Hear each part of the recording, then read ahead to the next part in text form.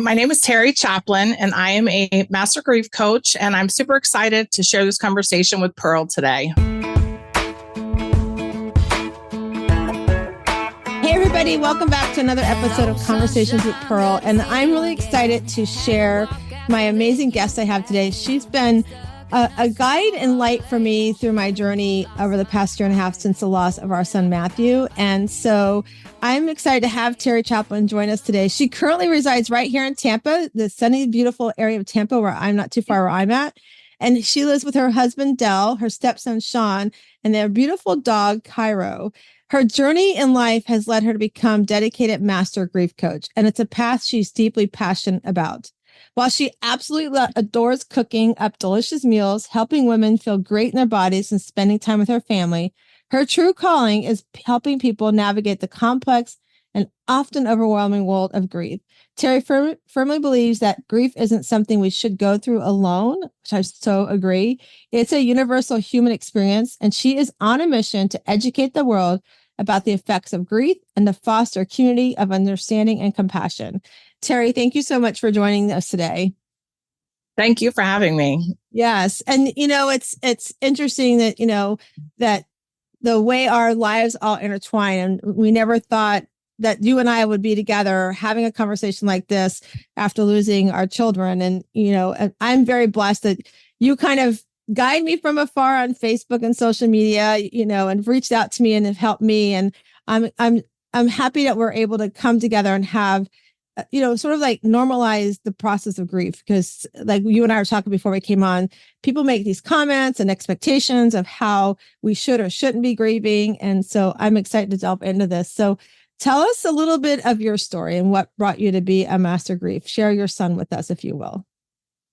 Sure. So it really kind of started back in 2005. My first husband and my son's father passed away from renal failure. He had been sick for about 5.5 years and had undergone a couple of kidney transplants and was on the list to have a third. And just unexpectedly, he was sick, but we never expected him to pass away. So that was something that really brought Tyler and I closer together. We always had a close bond. He was an only child. But after losing his father, we really became closer because it was just us and we leaned on each other a lot. I probably focused more of my attention than I should have on just helping him heal and helping him through the process. He was 10 at the time, and it was really hard for him. He became really socially awkward and kind of withdrew from his peers, and he gained weight. And, kids at that age, he was teased a lot for his weight. So I spent a lot of my time taking care of him and not really taking care of me or focusing on me and my grief. I went on to meet someone, and I'm happily remarried. And he was a really big part of Tyler's life and probably my biggest supporter when after Tyler passed away.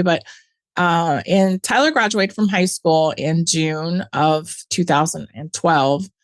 And then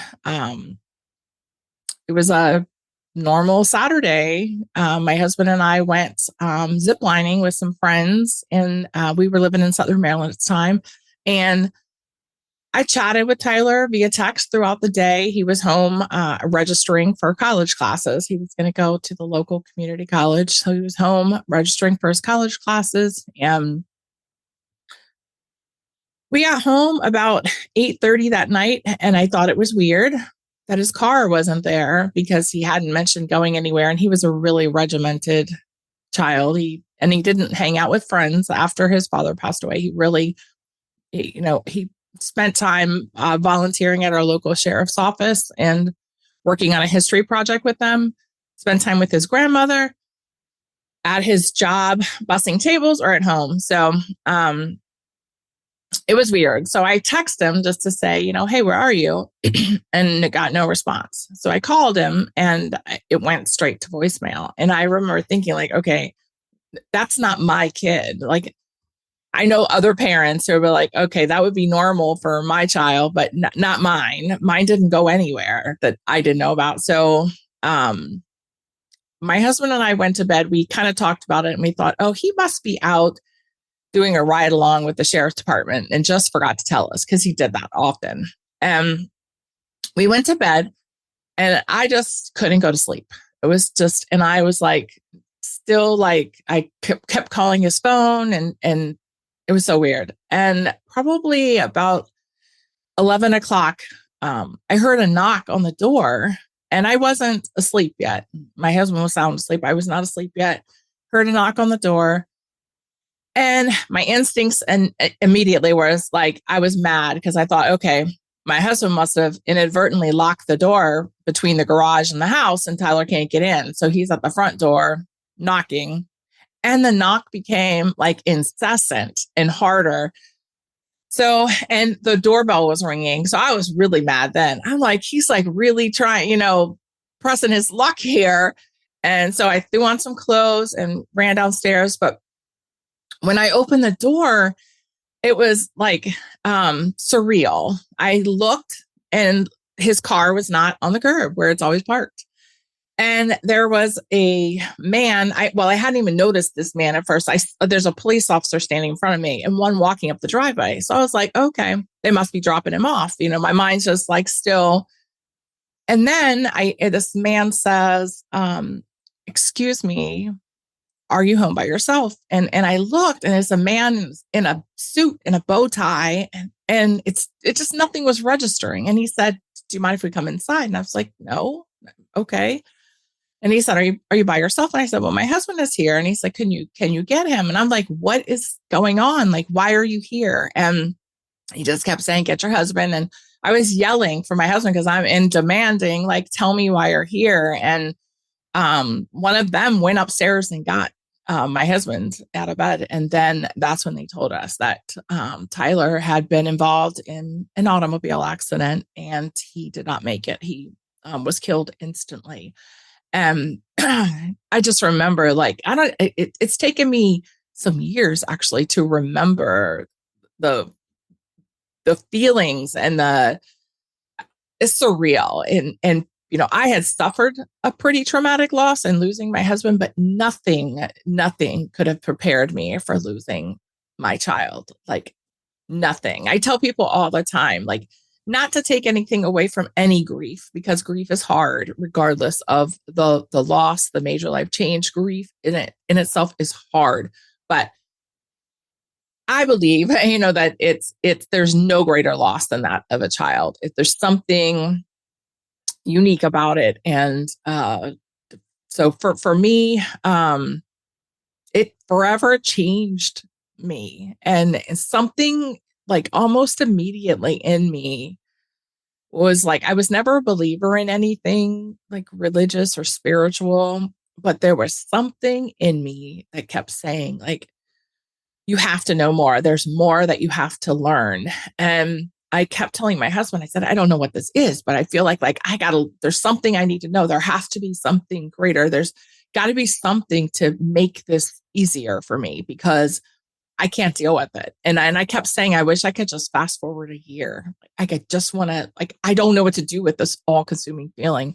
And so it turns out it led me to scheduling an appointment with a local medium that had come highly recommended, but I was super skeptical. So I set up a fake name, a fake email. I wouldn't give her my phone number and, all of the above. And we went, and it was that changed the trajectory of my grief for me because as you can probably relate, one of the hardest things for me was that Tyler could no longer, see and hear things that I felt like I wanted him to see. Like, he was deputized, even though he was only 18, his dream was to become a sheriff's deputy in our hometown. And so the sheriff deputized him at his funeral, and he was given a full honors. The color guard for the sheriff's department carried his casket. It was just a beautiful experience. And I know I kept saying, like, Tyler would think he was so cool if he could just see this happening, and his dream is being realized and he's not even able to see it. Like, I couldn't handle that. And so after talking with her, she actually shares some details from inside the funeral home when he was deputized and how we were presented with something, which was his badge. And um, it gave me hope, and it gave me a little sense of comfort. And so I started reading every book that I could read and really educating myself on grief and how to process it in a healthy way. I tried some traditional therapies, but nothing really resonated with me. I never felt like I could connect with whomever it was. I tried multiple places. I just couldn't make a connection. And I felt like they didn't understand my grief, which is what I needed somebody to talk to me about. And so I really, I read everything I could read and listened to things. And I really helped myself through the process to get to a better place. And out of that, I just decided that, the career I had for 29 and a half years was no longer serving me. It didn't feed my soul. And I felt like I needed to do something to honor the loss of my son and to, kind of make meaning out of it. And, my husband encouraged me to, well, quit your job. If you want to quit your job, it's not serving you, quit your job. So I did, and immediately came on a business trip with him to Florida. And long story short, in 4 months' time, we had relocated to Florida. And when we got here, he said, okay, what do you want to do with your life? What are you passionate about? And I said, well, I'm really passionate about supporting people who are grieving a loss. I'm really passionate about reaching out to moms when I see that a young person has lost their life, because I know what she's feeling in that moment. And I want to take it away from her if I can. I want to lighten her load. I want to offer her a little glimmer of hope if I can, and just walk beside her. And that led me to, I got my certification as a master grief coach, and other, things, to help educate me more on how to best help other people. And out of that became, living in gratitude with TLC, where I support, my heart is in all of it, but I really get the most out of talking to other moms who have lost their children. Like, that is where, and I feel like I'm doing it for Tyler. I'm doing it to keep his legacy, alive, to keep his memory alive. And, but it's the most fulfilling thing I ever could have done. I feel like I am really blessed to be living my true purpose in life. And I feel like this is where it is. Yeah, thank you for sharing. That is just, I've gotten to know you through Facebook, and I guess I never tied together. We have Virginia ties too. I didn't realize we probably passed each other up there in Virginia, because Chuck and I lived up there for many years. But, and you're right, like my husband, so Chuck, like we talk about, the grief is different, right? It is so different. Like Chuck lost his biological dad the day before he died, before he was born. He died. Then he lost a brother at 12 years old to a bleeding ulcer. And then he lost a really close uncle. And of course, we lost my father-in-law. And then my mother-in-law passed in 2016. So those were all, huge losses. But when it was Matthew, it was just like so different. And you were talking about that feeling, like knowing something's not right. I remember the night that Matt passed, like we were talking earlier, I talked to him 20 minutes before he passed, and we exchanged, we love you, text when you get home, those kind of things. And literally, I usually sit next to Chuck, sits on a recliner, and normally I sit at the end of the sectional near his recliner typically. And for whatever reason, after we talked with him, I moved to the other end of the other sectional, and I was just shaking. It's like so uncontrollably. And Chuck's like, you got to stop worrying about him. You're going to have a heart attack. I'm like, this is not that. Something's wrong. Like I could just feel, like you were saying, the same thing, like where you're saying how you went to bed and you couldn't sleep, but all those feelings you're saying that, it's like, so those moms that are out there listening, like those are true, that it happens. We hear all the time that you feel something's going on with your kids. Listen to that. I always talk about your gut instinct, like listen to that. And to the whole, I'm so glad you shared the story with us, because the loss is so heavy, and for you to honor him and find something to pay it forward. So many times, and I know, like, for me with my group, I'm like, I kind of felt the same thing. Like, what am I going to do? What do I, rightfully so, somebody could have said, oh, Pearl's going to grieve the rest of her life. She's going to be sad. And I don't want that. I didn't want that. I felt like I wasn't honoring Matthew's memory if I was to live that way, because he saw me finally figure out who I was, finally put myself first, not live behind the titles of mom and wife and all those titles.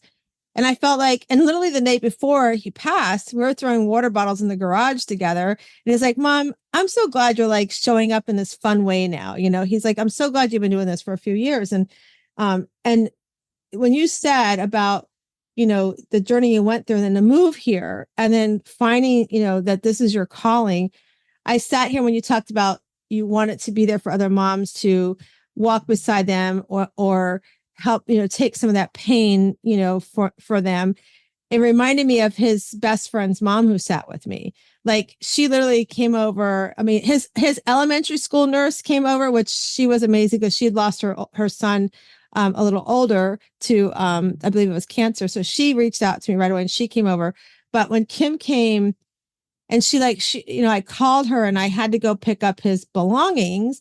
And she's like, do you want me to go with you? And I said, yeah, because they're telling Matthew's phone was a red case, but I guess when they were looking in the clear plastic, it looked like it might have had blood on it. So I'm like, yeah, they want me to go pick it up. So she went with me. But as we were driving, she paid forward things that she's like, when this happens, think about this. Like, she even said, Matthew never ended up going in the hospital because he died at the scene. So there was no hospital bills.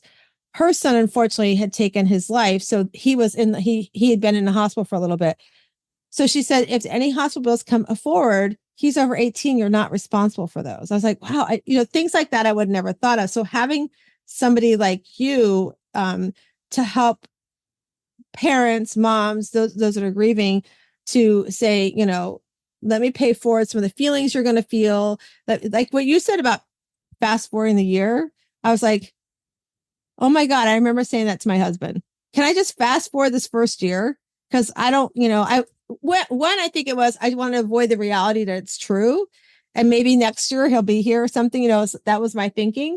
But when you said that, I was like, God, that's just how I feel, I felt that first year. And I'm glad, I'm glad that Tyler's put that's your calling to do that, because I think we need that. I think sometimes we feel lost, especially as a parent, of what do I do, and and for us, we have Nate, our younger son, Nate. We're like, so a lot of times what I struggle with is I want to make sure I'm not grieving too much, that I'm also forgetting that Nate's still here, that feeling. Yeah. And so it's like this weird balance. And, so I'm glad you're doing that. And so tell us, I know you just started this new program. I've been watching and everything. So tell us about that as well. Sure. Yeah, I'm super excited about that. So when I first started doing this in, 2020, from then until just recently, I just do private one-on-one coaching. And while I love that is where my, true passion is, because I everybody's grief journey is unique, and I don't have a regimented, this is what we're going to do in session 1, session 2, it's not like that at all. I really get to know whoever it is that I'm working with and find out what their pain points are and where they're struggling. We really dive deep. Some people are dealing with guilt, some people are dealing with anxiety.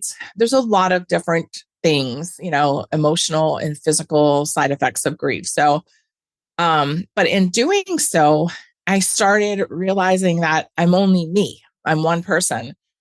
And if I'm doing, my 6-month program for private coaching is 12 sessions, once every other week. Some people like to speed it up if they need more care, and we do it every week and are done in 3 months. But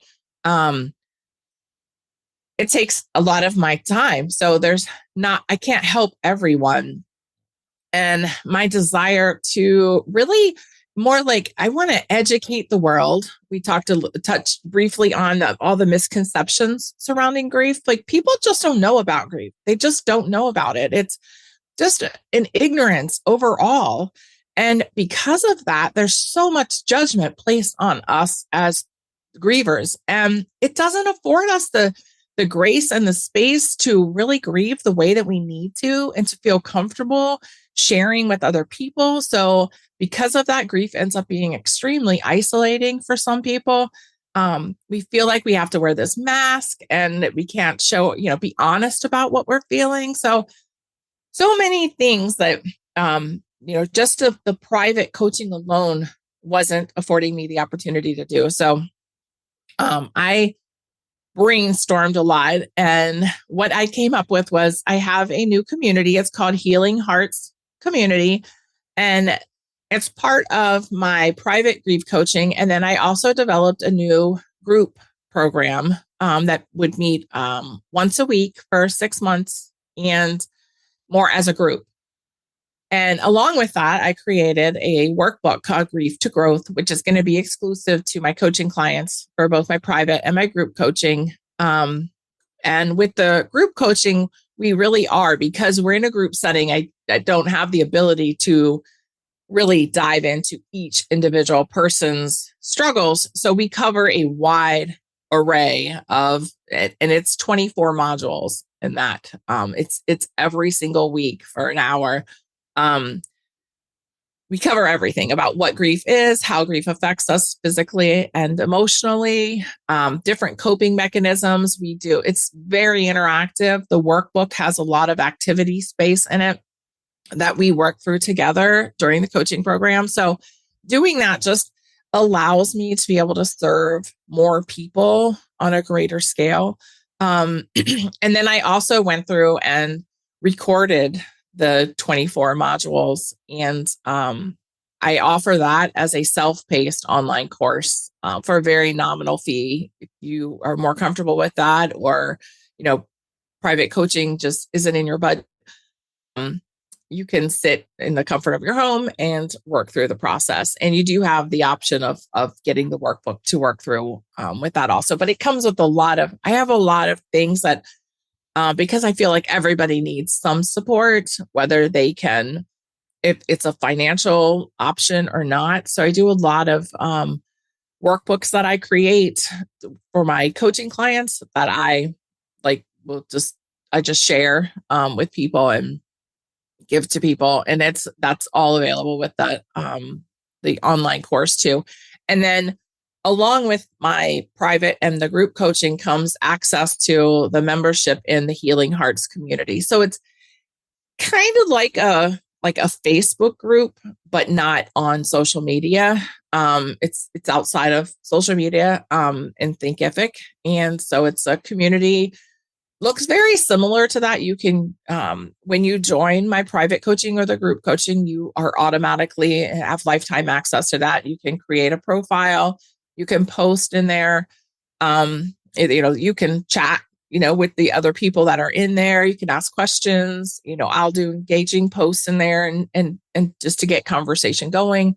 And my goal is it's brand new. So we're just starting out and building the community. And my goal is to have different spaces inside of the community for the different types of grief. So if someone joins the community, but you can get a membership to the community, it's $19 a month without any coaching. And then my goal is to have different spaces within there for like grief experience from divorce, or grief experienced from just a severed relationship with someone, or loss of a job, loss of a pet, the different types of things that elicit grief. But I'm really excited to be able to reach so many more people and to be able to help so many more people with this community. Thanks for asking about it. No, you're welcome. I'm excited for it because I've been watching you build it, and just the help that from afar you've given me. It's been so powerful. It's been comforting, and and we need that. And I love that you're doing it for different things of grief too, because grief isn't just a loss of a child, a loved one. It's different things like you touched on, ending of a family relationship. I mean, I just recently, I divorced my parents, because I divorced my dad years ago because he became racist at my son, but I had to divorce my mom because of some actions that she was doing. And it was really stemmed from generational stuff that at 17, I had stopped, was trying to be like, I'm the daughter. I want to be there for my mom and, try to show up. And then when it appeared again, I was like, no, your boundaries are your boundaries. You've got to stick to your boundaries. And so there's grief with that too. It's like, all that. Absolutely. A job. I love that you're touching on those different areas. You mentioned, and we have about 10 minutes, 10 to 15 minutes left.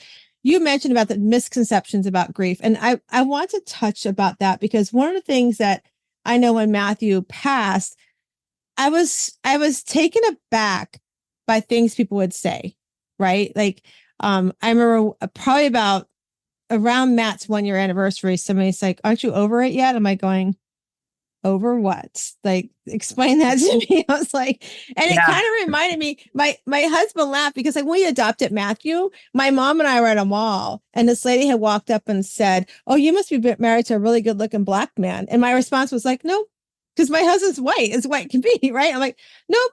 And then she followed us around the mall and she came up again. I was like, nope. And my mom's like, how do you do that? I go, because people just don't think sometimes before they speak. I said, so there's no reason in putting her down or anything. So now, somebody made that comment to me.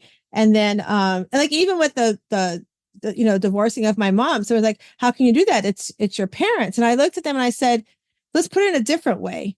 If this was a man or my spouse of any kind, partner, whatever, behaving this way and being this narcissist behavior, would you want me to stay in that marriage?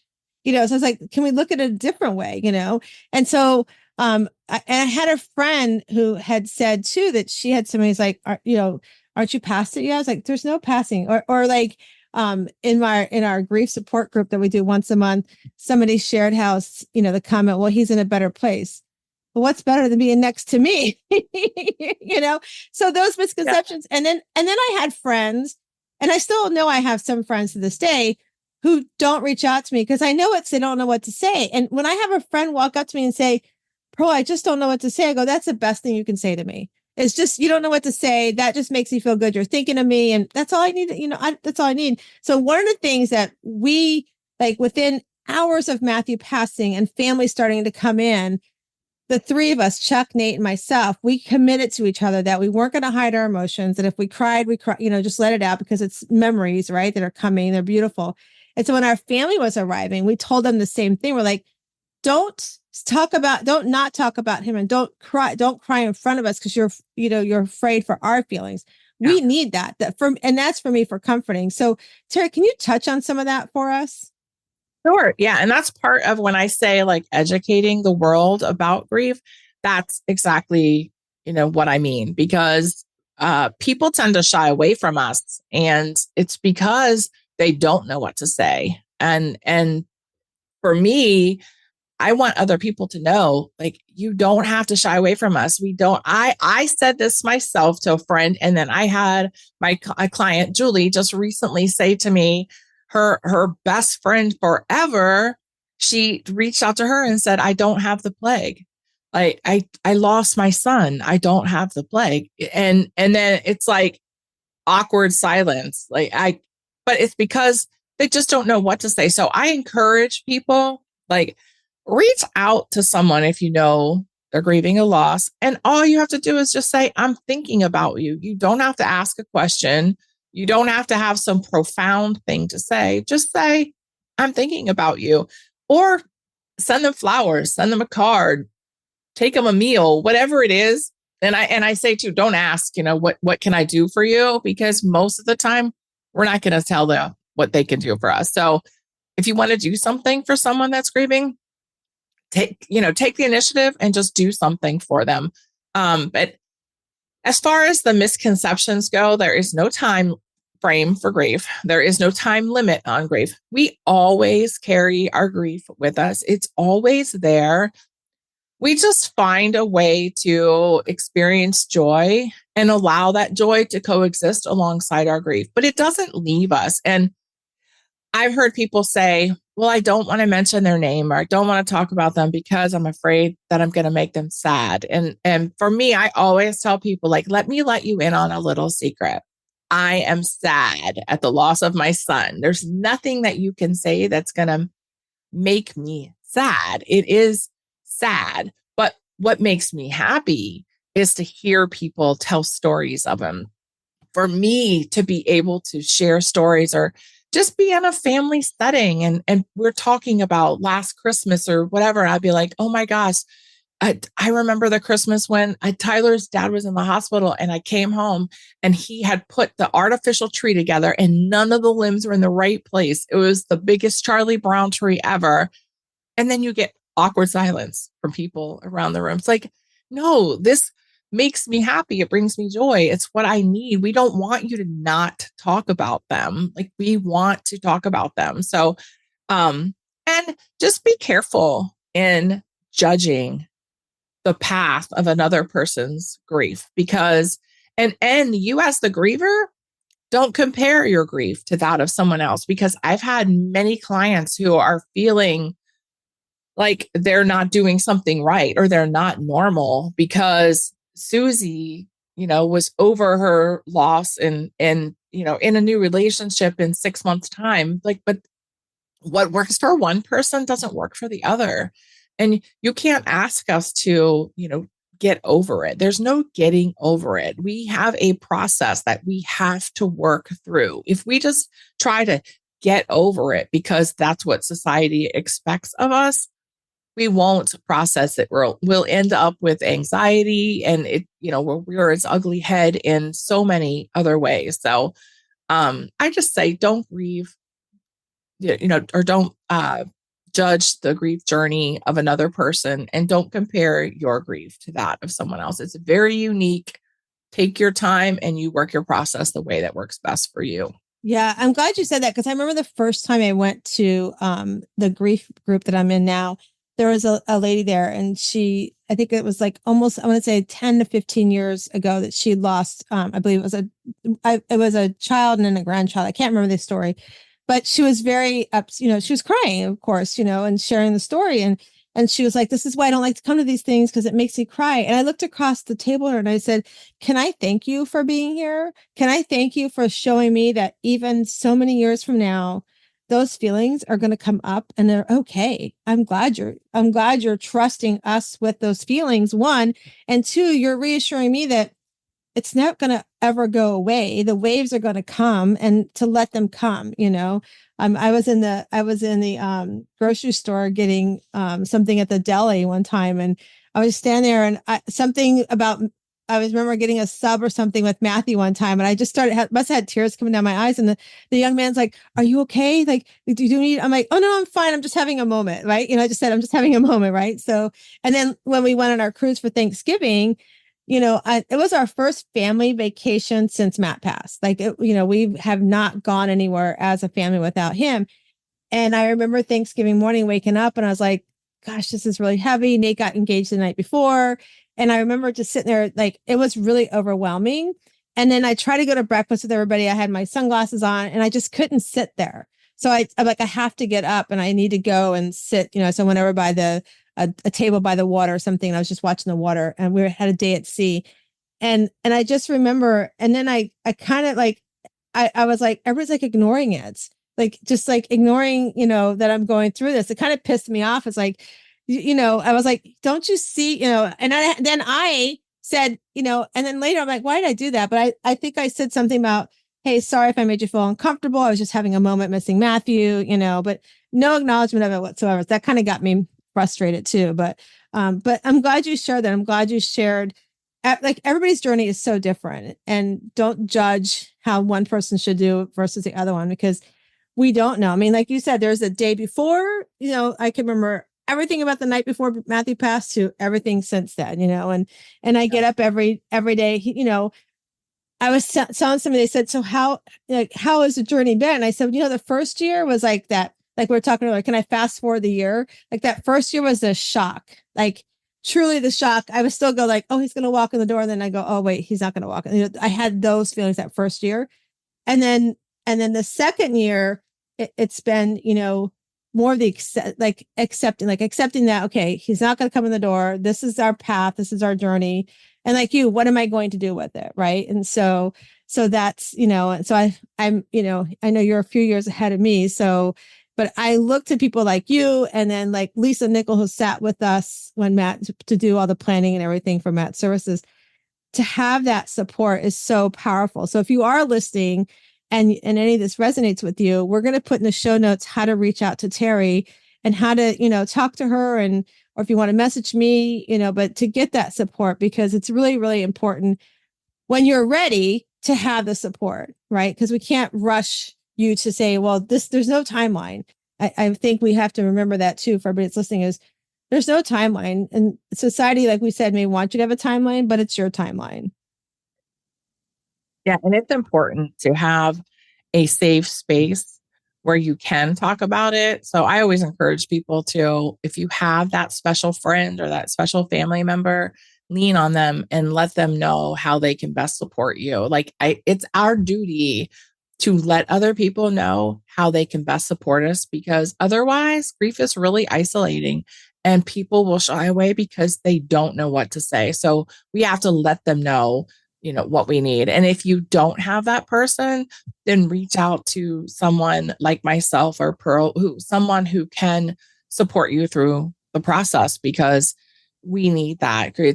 You can't go through it alone. You really can't. And if you try, I've worked with many people years later who, can't function at their job because the anxiety is there and they don't even know why they're suffering from anxiety and having panic attacks. And it just goes back to these unprocessed losses that they just thought, okay, I can just hide it. I can pretend like it didn't happen, but it doesn't work that way. It doesn't go away. It doesn't leave you. It just shows up in, you can be a person who becomes very angry. There's a lot of ways that it manifests itself. And if you don't work the process. So it's really important to have a safe space where you can share and work the process without judgment from others.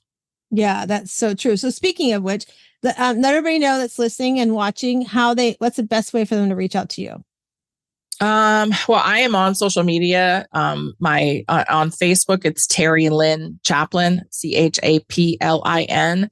But if you want to know more about the Healing Hearts community, you can just Google My Healing Hearts community and it'll come up.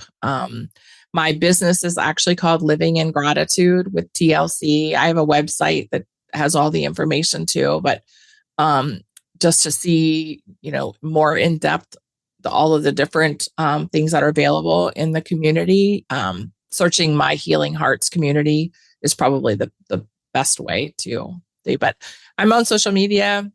My page is public, so you can message me, reach out to me, whatever's easiest for you. Awesome. And I will put all that in the show notes as well, so you guys can access it as well. So we're going to go to the big fun part of the segment. And everybody, Terry already knows we're going to do this, but we're going to shuffle our cards. And so Terry, you tell me when to stop and we'll read your card. So here we go. Stop. All right. So, oh my gosh, this is so perfect.